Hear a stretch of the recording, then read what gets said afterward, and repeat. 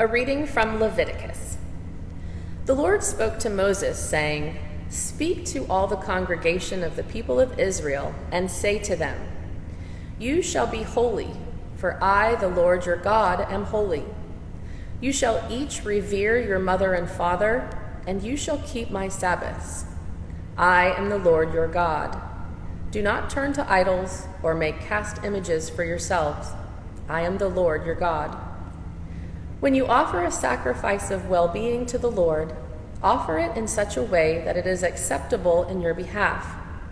It shall be eaten on the same day you offer it, or on the next day, and anything left over until the third day shall be consumed in fire.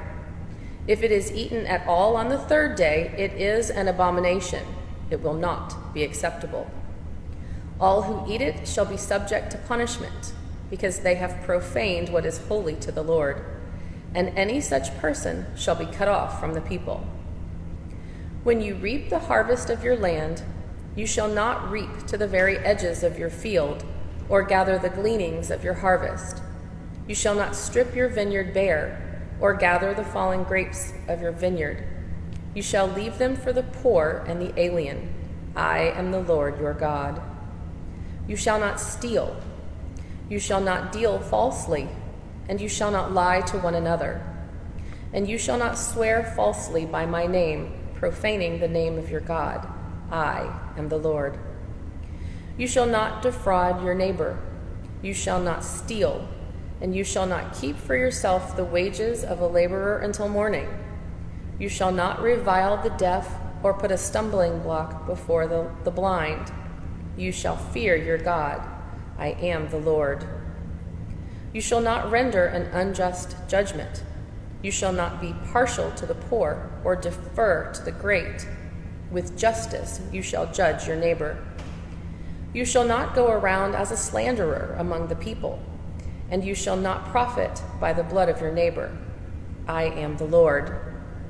You shall not hate in your heart any one of your kin. You shall reprove your neighbor, or you will incur guilt yourself.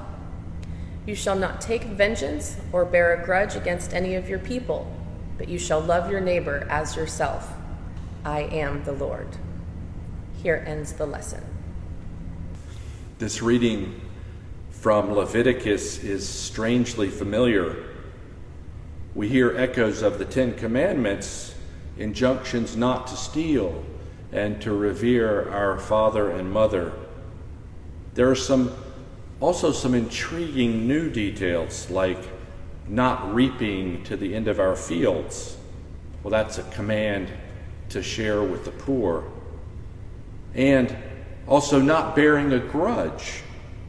That's an injunction to let go of animosity that we might have toward another person, which is a perennial problem in our world. The list here is long and wide-ranging. It begs really to be summarized, and that's exactly what Jesus does in Matthew 22 when he says, "All the law and the prophets hang on these two principles: love God and love neighbor as self."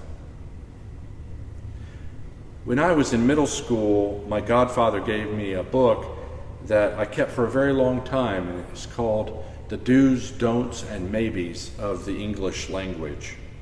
It helped with word usage problems like when to use lay and lie in a sentence. The purpose of these commands was really pretty obvious, and it was simply to make me a better writer. This code, however, is given for a strange and awesome purpose, and that purpose is told right there in the very first line of our passage today. It's for us to be holy, like God is holy.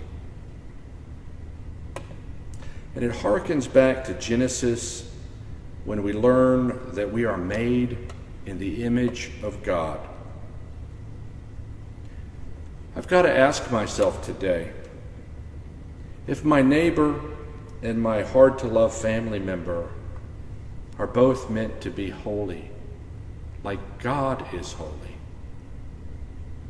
well, it's going to be real hard not to share with them, and to drop my grudge.